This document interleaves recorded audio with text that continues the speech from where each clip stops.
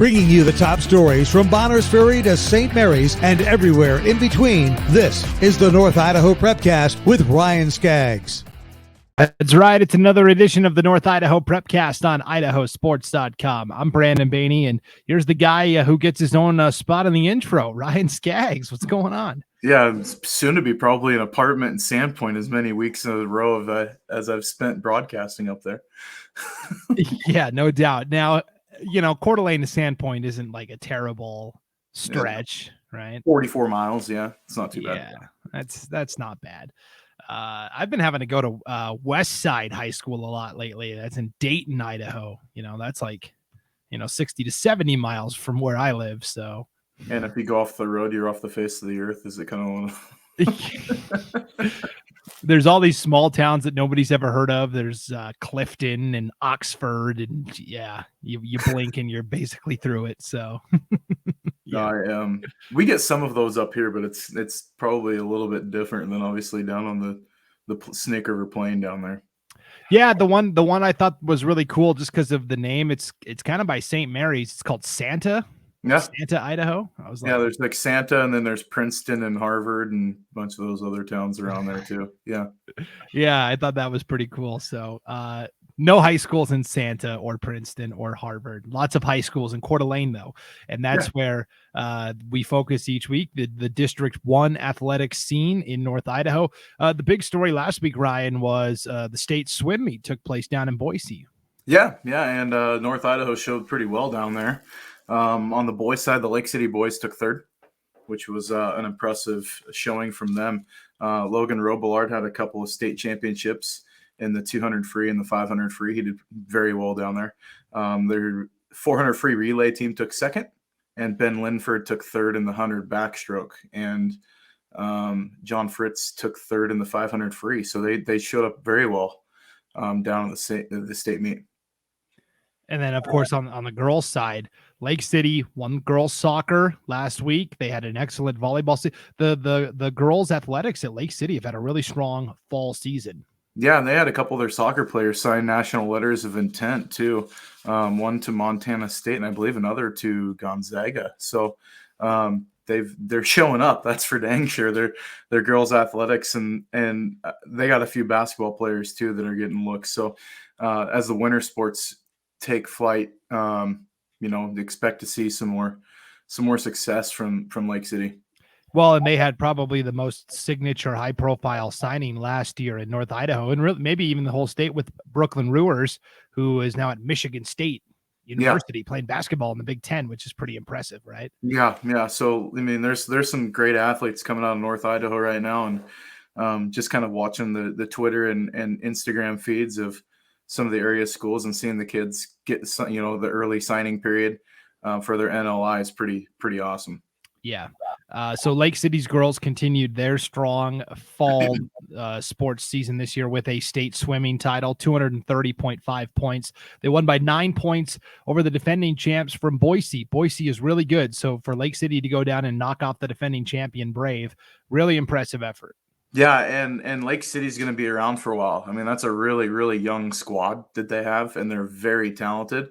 Like I mentioned last week in the Prepcast, that a couple of the girls, I know one of the fathers of one of the swimmers of Gabrielle Garaski, and she's been swimming since she was like 5-6 years old, and a lot of these kids have been down at the Croc Center. I mean, they're all the time. I mean, they're basically mermaids. So they've been in the pool a lot, but they got a state record out of their 400 free relay team, which was pretty awesome. That was Fritz, Garaski, Pierce, and Taylor. Riley Taylor took second in the 200 IM and the 100 backstroke. Pema Anane took second in the 500 free. Gabrielle Garaski took second in the 200 free, and then she won a state title in the 100 free.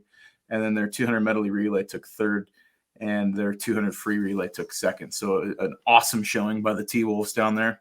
And congratulations on the state title. Yeah, it was really impressive for Gabrielle Garaski in that 100-yard free event, because in the prelims, she had the second best time. Ansley Pittard from Rocky Mountain, who's a really good swimmer, had a 53.67, and Garaski had a 53.70. So we're talking 7 100ths of a second separating these two swimmers. In the final, it was just as close. Garaski 53-54, Pittard 53-65. So 9 100ths there. 9 100ths of a second difference, which, in the pool is I mean, you could slide a piece of paper between the two of those, in their finish. So really, really close and a great job by them. And I think a big win, we talked about it last week a little bit, a big win that they were actually able to hold this event in person, right? Last year they had the virtual state meet and it just wasn't the same. Yeah, the times were actually, obviously a lot better this year. With having the competition in the pool. So that definitely hats off to the IHSA and getting that done and hosting that event in person this year. Yep. At the swimming competition, there's class 5A and then there's class 4A. And 4A is just everybody else. If you're a 3A, if you're a 2A, if you're Wallace had to compete at the 4A level, right? We talked about Wallace had a couple of solid kids. there's some competition there from all sorts of sizes. Yes. So if we look at the 4A competition, Sandpoint did really well. Their girls took second place. Bishop Kelly kind of ran away with the title like they do most things, but Sandpoint took second in the girls competition, which was nice to see. Yeah, they got a state title out of their 200 freestyle relay team. Their 400 free relay took second. Riley Bamer took third in the 50 free and then second in the 100 butterfly. And Emily Ballard took third in the 200 freestyle. So, they got some placers in the top three. Some podium finishes, which is great for the Bulldogs. And then on the 4A side, the one thing that really stood out to me was Hayden Levitt from Sandpoint. He set a new state record in the prelims of the 100-yard free with the time of 48.42. But when it came down to the finals, he actually lost the finals. 48.61 was the winning time, and he actually swam almost a whole second slower. 49.18. So you'll see in the record book now, Hayden Levitt from Sandpoint has the state record in the 100-yard free, but no state title to go along with it. Yeah, and I don't want to say it's the kiss your sister type situation, but a great effort from him to get second still. But yeah, to be the state title holder and not get the championship too, it's probably got to be a little bit of a sour note. But you're that close. But still to be runner up, hats off to the kid that won it. That's a great time too. So not too far off, but they had good showing. Caleb Norling took second in the 200 free and third in the 100 free. And then their 200 free relay and 400 free relay took third. So the Sandpoint boys took fourth overall, which is a great job too. So, they showed up well and competed well. So the swimmers in our area really did a great job. Coeur d'Alene even had Mason Groff took third in the 200 IM. So I want to give him some shout out too, because the Coeur d'Alene boys finished 7th. Yep. So let's transition now to football. And again, big headline from state swimming was Lake City, Sandpoint continuing to have really good all around fall sports seasons at the 5A, 4A levels, respectively. Yes. Lake City's football team isn't around still, but Sandpoint's is. And we will talk about the Bulldogs as they get ready for the semifinal round. Right after this break, we're going to hear from our sponsors from the Idaho Division of Public Health here on the North Idaho Prepcast, and we will be right back on IdahoSports.com. It's time to start planning for back to school. That's why I got my kids vaccinated for COVID-19. Kids 12 and older can get vaccinated. The vaccines have been researched and tested. They're safe and they work. And I hope everyone will choose to get vaccinated too.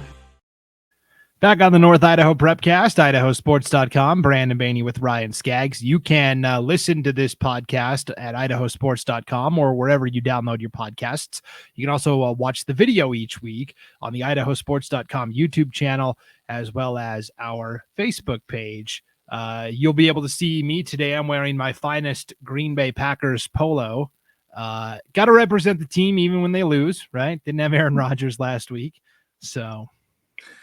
Yeah, I'm not a huge NFL. I'm a Seahawks fan. I've been a Seahawks fan since the Rick Meyer days. So if I can survive that, I can survive a lot of things when you get stuck with Rick Meyer, John Freeze, and Dave Craig and John Kitna.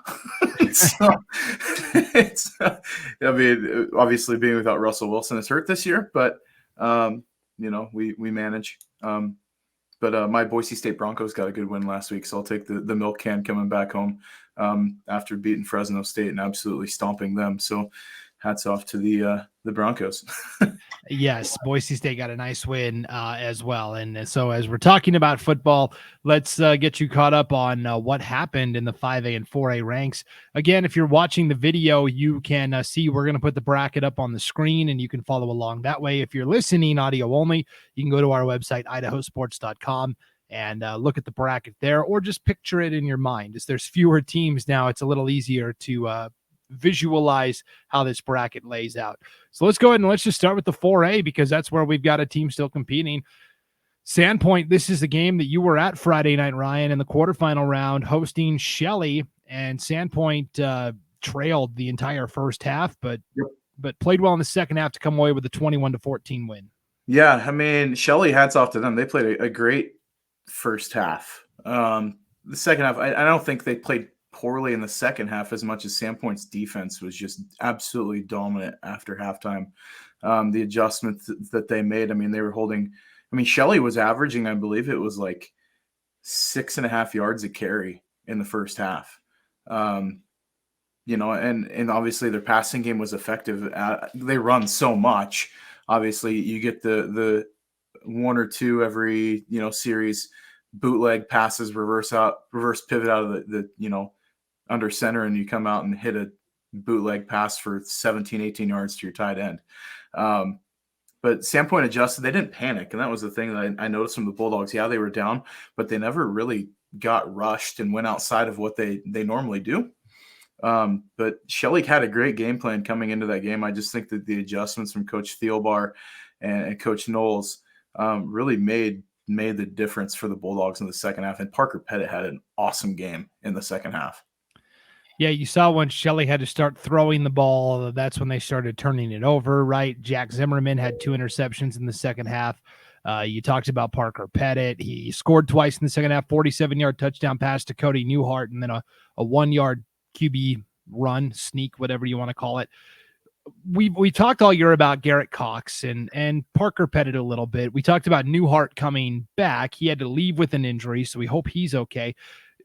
But there's also other capable players if for some reason Newhart isn't available, right? Max Frank is a guy who's really flown under the radar this year for Sandpoint. And I really think Ari Vandenberg, who is a great we know him more for his basketball abilities, but he's been a great wide receiver too. Yeah, and I mean he's kind of that hybrid wide receiver tight end threat. He's, I mean, really good coming out of the up back position. They kind of use him in that hybrid tight end fullback, kind of flexed up to the line. And I mean, he's sneaky quick. I mean, he doesn't really look like he's got the blazing foot speed, but he comes out of the backfield so well. He's always open. I mean, and he's got great hands. He's got amazing hands, probably some of the best of any receiver in North Idaho, just as far as going and getting the ball. But yeah, you mentioned Max Frank. I mean, just a sophomore. The kid is, I mean, as good as he is on offense too, I think he's probably equally as good on defense now that he's playing a little bit of safety too.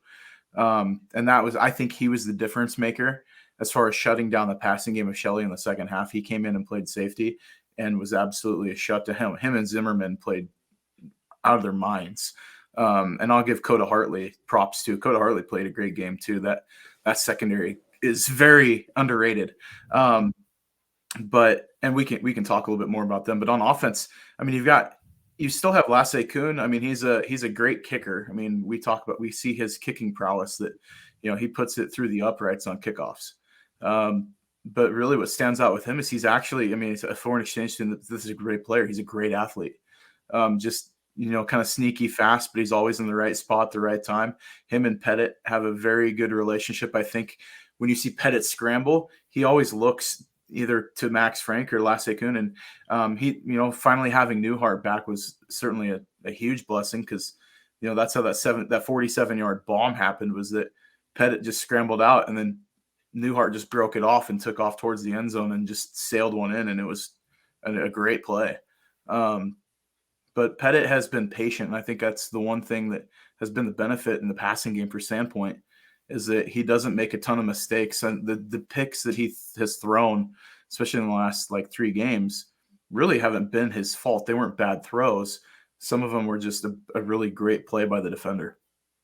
Yeah, it's incredible to think back to last year, Parker's sophomore year, and for like the first 3 or 4 games, Sandpoint was just shuffling guys in at quarterback. They even had Garrett Cox playing quarterback for a little bit until, Parker Pettit kind of took it by the reins and he won the offensive MVP in the league. I mean, that was plays like 5 games and wins the league MVP.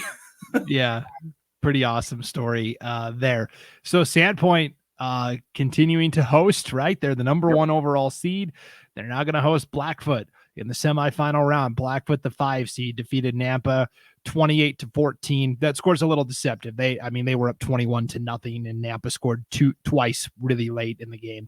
Yeah, and we've got to eat some crow on that one because I think we both picked Nampa to win that game. So we did. Otherwise, my Final Four was correct, right? Pocatello Skyline at the bottom and Sandpoint up top. So Blackfoot comes to town now, and this is, I think, the best group of athletes that Sandpoint will face this year. I would even say it's a better group of athletes than either Pocatello or Skyline. I think of the teams that are left, Blackfoot has the athletes to match Sandpoint. The problem with Blackfoot is they don't have the consistency, and mentally sometimes they're not quite there. So if Sandpoint is sound and disciplined, I like the Bulldogs again at home. Yeah, and I saw something from Sandpoint that they didn't panic, and they did the same thing against Coeur d'Alene. It was kind of an eerily similar game, except Sandpoint made, I think, better adjustments against Shelley, and obviously I think Coeur d'Alene had better athletes than Shelley. Nothing, that's no slight to the Russets, but just the adjustments that were made from Sandpoint really, it was facing a similar situation at halftime. You're down, and they came back, and they came roaring back in that Coeur d'Alene game too. So I kind of mirror Blackfoot, I think, to Coeur d'Alene as far as athletes go.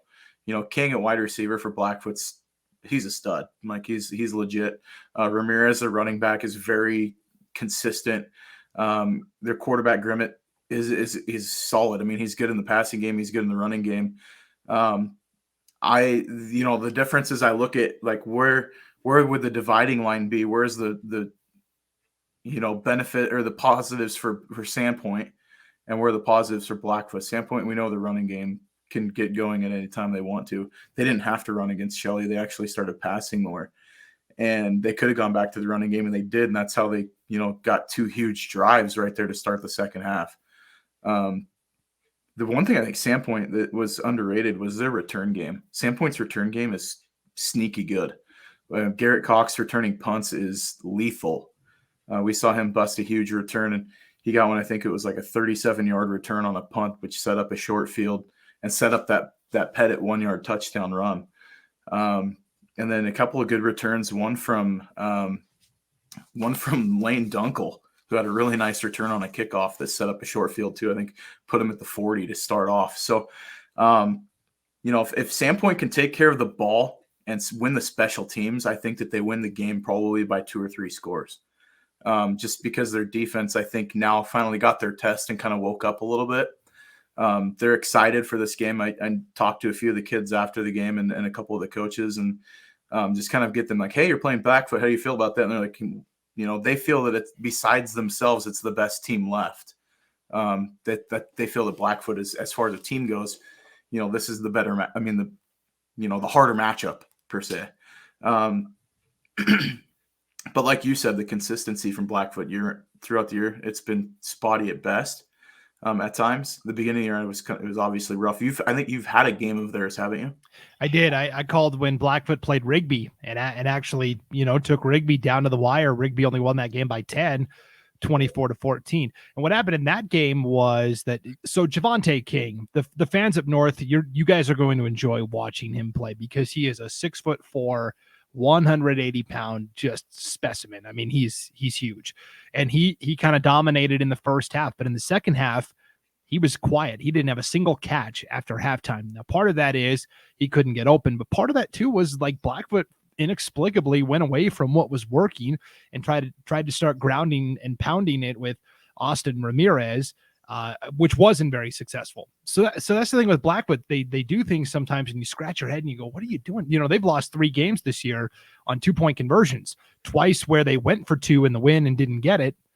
And the third time they gave up a 2-point conversion at the end and lost. So that tells me that they're not confident in their special teams at all, right? They must have not any type of kicking situation. Yeah, and if it comes into it, I mean, you look at, I mean, Sandpoint has 2 kickers. I mean, they've got Gove that has been solid, and then like we talked about Lasse Kuhn in the kicking game. I mean, he even lined up and booted one through on Friday night. So I mean, you know, he's very serviceable, and he's got range too. I mean, he can put it. He was kicking in pregame 40 yards plus. So I mean, we're talking about you get in a clutch situation in a game where it's close and you might need to get a field goal to get a win. You know, I give the edge to Sandpoint on that one. And so what it comes down to with Javonte King and defending the passing game, that's what I think I texted you the other day, was about Sandpoint's DBs, that secondary and their linebacker core. The more I watch them, the more I'm impressed because of how physical their DBs are, and they just don't get beat, but they don't panic. And that's, you see teams that'll like get up over the top of them, the next play they show up and then they get a pick. Or they get, you know, like if they just stall the drive and it goes 3 and out.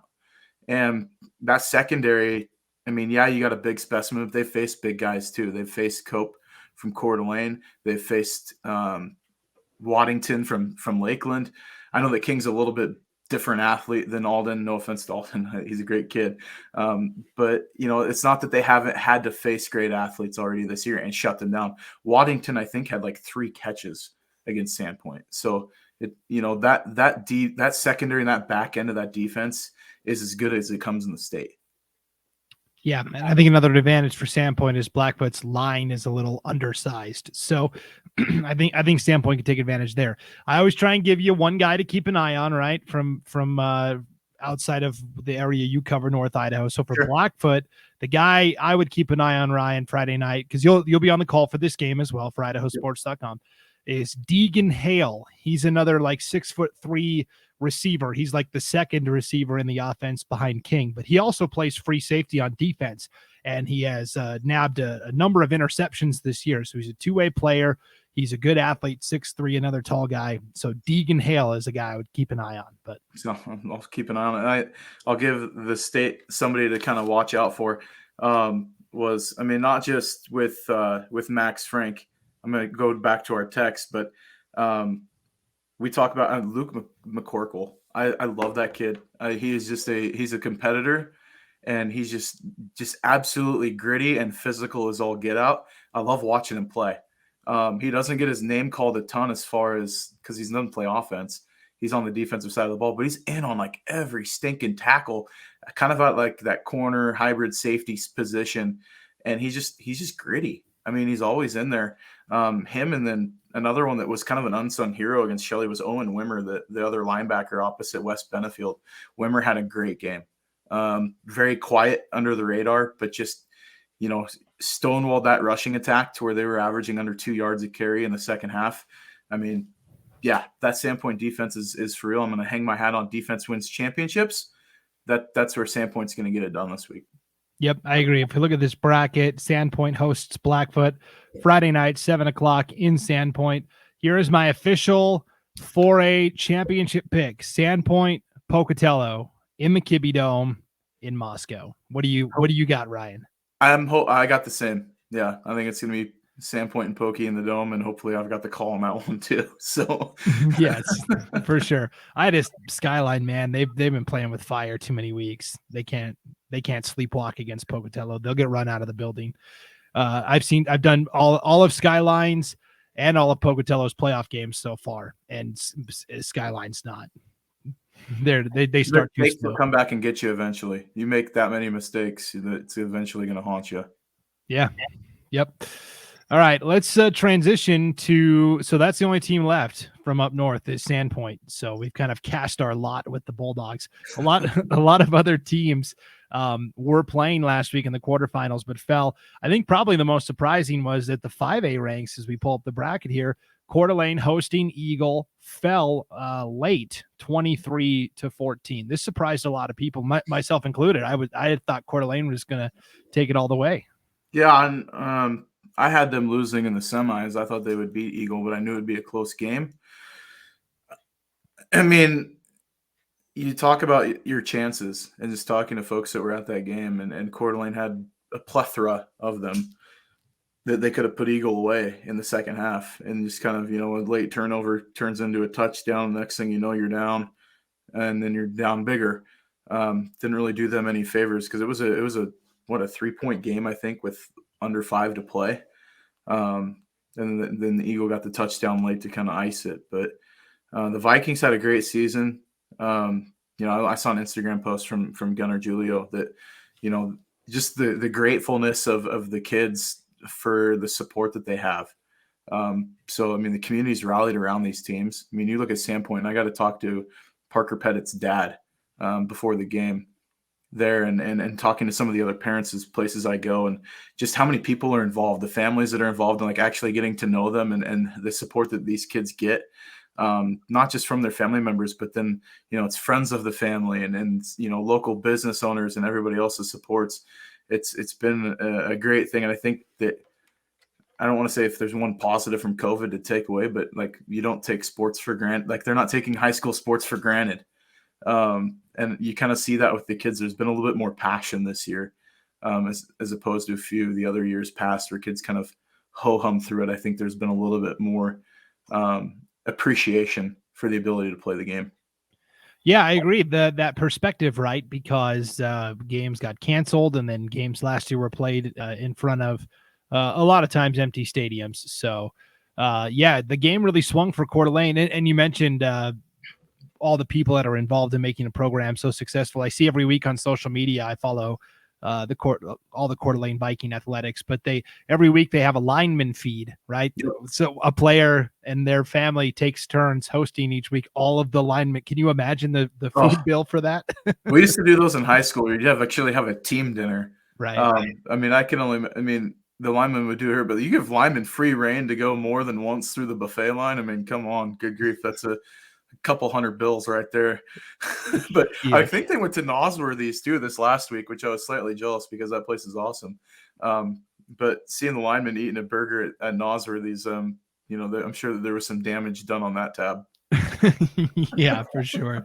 The game with the Eagle, like you said, Ryan, it swung late.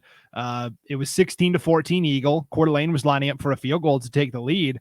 Eagle blocks it. And then like 2 or 3 plays later, they went for the jugular and got that 68-yard touchdown pass from Jack Benson to Ian Duarte. Actually, a 72-yard pass from Benson to Duarte. I told you Duarte was a guy to watch out for. He's a California kid that's now at Eagle. He's a great baseball player as well.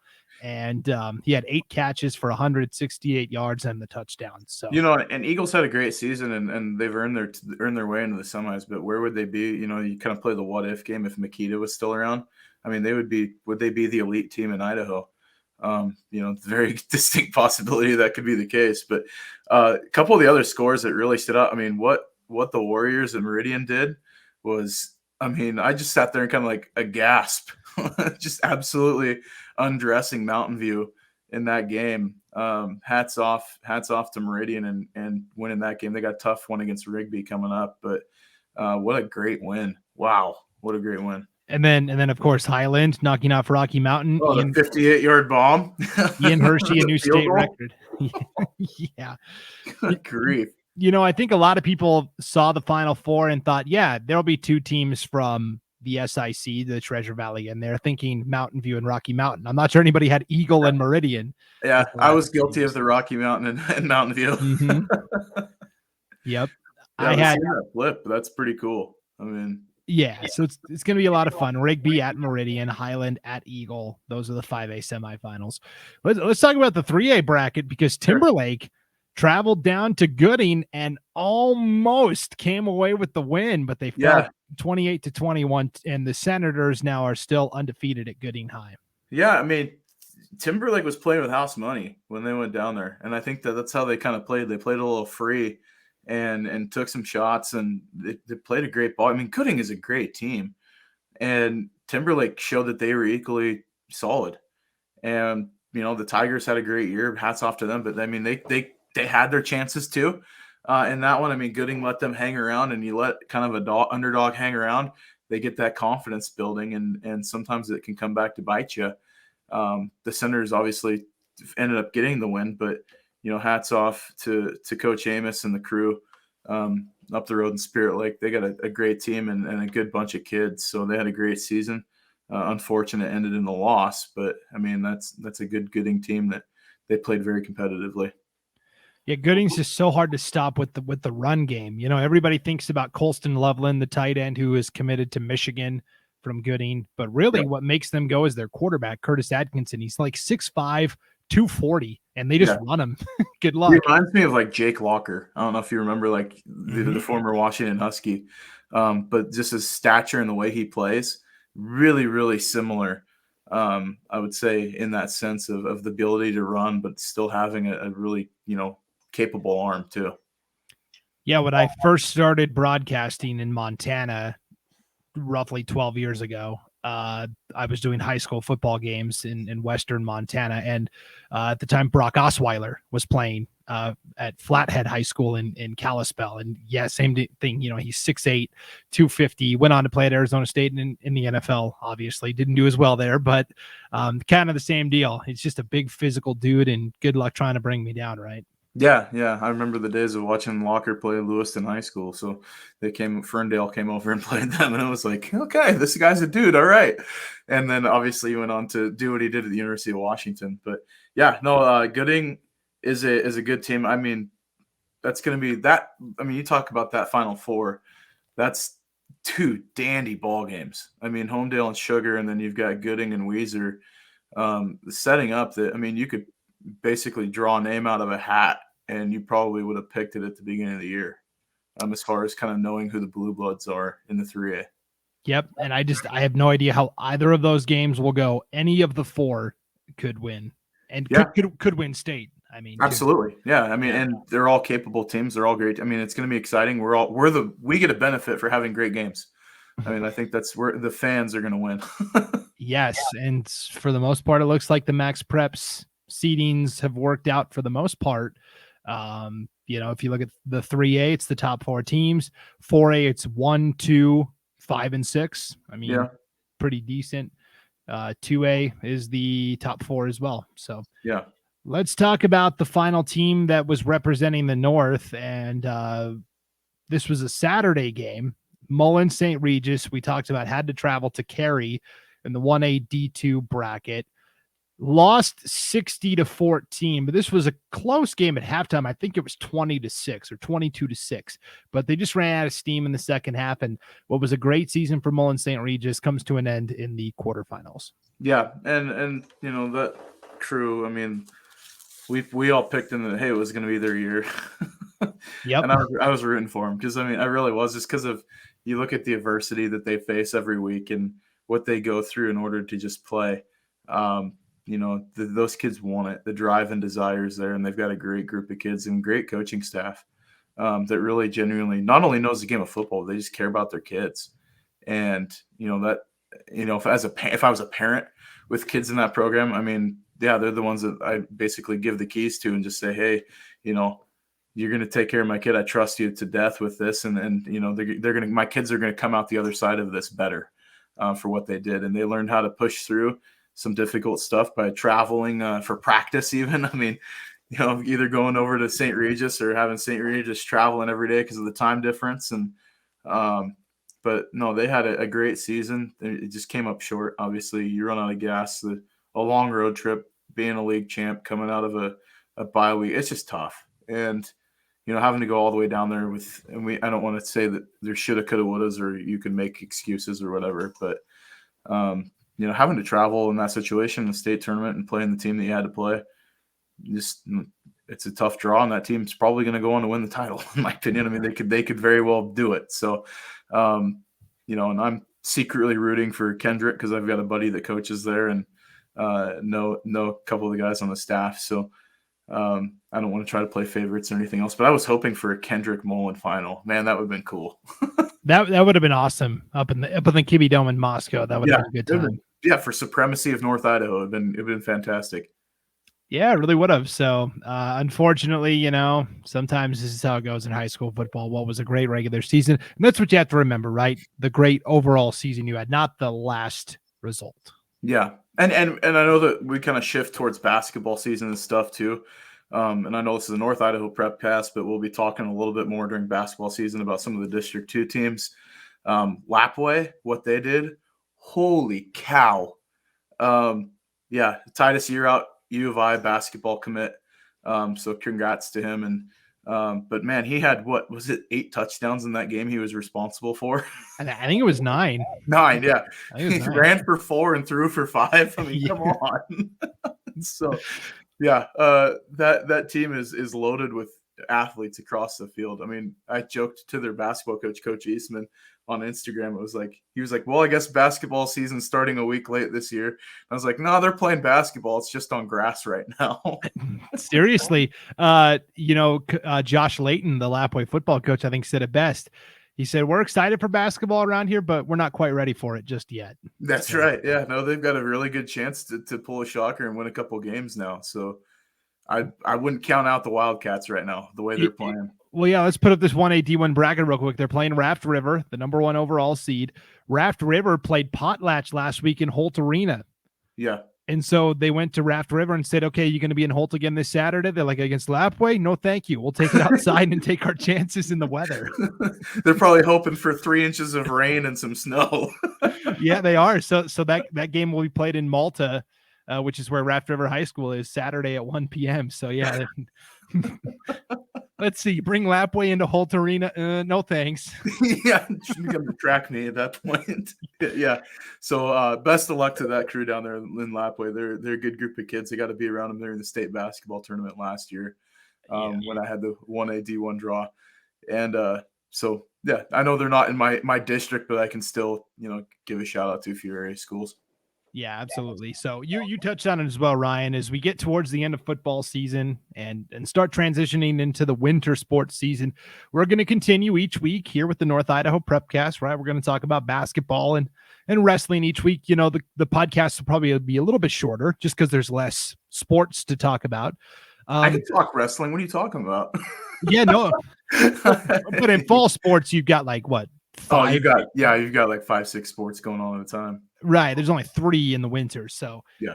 But we're going to be talking about more teams because for the fall sports season, we've had a separate podcast for District 1 and District 2, right? We've had the North Idaho Prepcast, which covers District 1, and then the Palouse Prepcast, which has been covering District 2. Well, our District 2 expert, Garrison Hardy, he's a really busy guy. He actually just got hired as an assistant basketball coach, boys basketball coach at Logos. So hopefully I get to heckle him a little bit now. So. Yeah. So he's actually going to be very busy this winter. And I'm very busy as well. I do a lot of these podcasts each week. So we're thinking about, what's the best way to try and consolidate some of these. And it just seemed like a natural fit to combine districts 1 and 2 into one Prepcast, because with the exception of the White Pine League in the 1A ranks, they're all in the same conference anyways, right? 5A, 4A, 2A, they all play together. So, yeah. And I grew up down the LC Valley, so I'm familiar with a lot of the coaches and schools down there. So, I have no problem talking about District 2 because that was kind of my roots for a while. So, yeah. So we'll be here each week, me and Ryan still making each other laugh, breaking down all of the District 1 and District 2 stuff. That'll be once the winter sports season really gets going and football season is wrapped up. Girls basketball does start this week, though. For some of the teams up north. Man, there's a lot. Real quick, just we're doing our season previews on IdahoSports.com. They're kind of a work in progress because coaches plug yourself. Yeah, why don't you plug yourself? Right. Well, we've got about like half of the coaches have sent back their preseason questionnaires. A lot of them have been the coaches up north, though. So I've got a pretty good idea of Coeur d'Alene's going to be good again in girls basketball. Timberlake is just a dynasty up north, right? Yep. Kellogg's going to try and knock them off this year. Kellogg's got some athletes on the girls' side. Yeah, absolutely. For sure. Kellogg's loaded for bear. Grangeville has a really good girls' basketball program that's really humming up north. So Lapwai girls are going to be good this year, too. Yes, there is a lot of good quality girls' basketball to be played up north. And we'll start talking about that a little bit more. Next week we can go over a couple of the girls basketball results that happened, but hopefully we're talking about a Sandpoint championship appearance as well. Otherwise, there's going to be hardly any football content to talk about. It'll be kind of a bare cupboard if they don't get a victory on Friday night. Yeah. Yeah. So Friday night, 7:00 in Sandpoint. If you want to see the full schedule, we are covering every single semifinal game this weekend on IdahoSports.com. You can see the entire broadcast schedule on our homepage, IdahoSports.com. Just click on the game streams tab. All right, Ryan, have a good call Friday night in Sandpoint. I think that's going to be a fun game. Yeah, I'm looking forward to it. It's going to be a dandy of a ball game, and it's going to be classic North Idaho weather. Let's call it that. So we're expecting possibility of snow at some point this week, so overnight. So we'll see if there's some white stuff on the sidelines. Yeah, that would be a lot of fun. So Sandpoint's going to play Friday night, and then they could potentially sit back and just take in Pocatello and Skyline are going to play Saturday night. So yeah, and then the possibility of either playing Friday night or Saturday afternoon for the championship in the Dome would be pretty sweet. So I know they're excited. So yeah, so I'll be on the call for that Skyline Pocatello game. So I'll be listening. Yeah, you'll have to tune in. So, all right, for Ryan Skaggs, I'm Brandon Baney. Thanks for tuning in to the North Idaho Prepcast, brought to you by the Idaho Division of Public Health on IdahoSports.com.